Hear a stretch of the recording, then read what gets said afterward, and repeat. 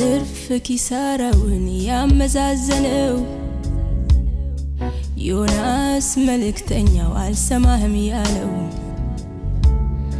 ያንተን ጉዳይ ጥሎ ፍራቱን ሰማና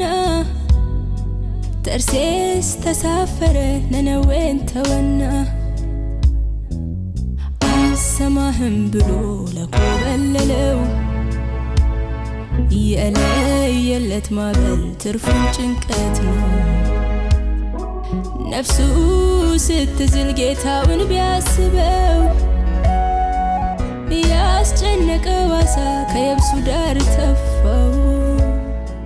የጣለውን ሊያነሳ ዳግም ተነሳ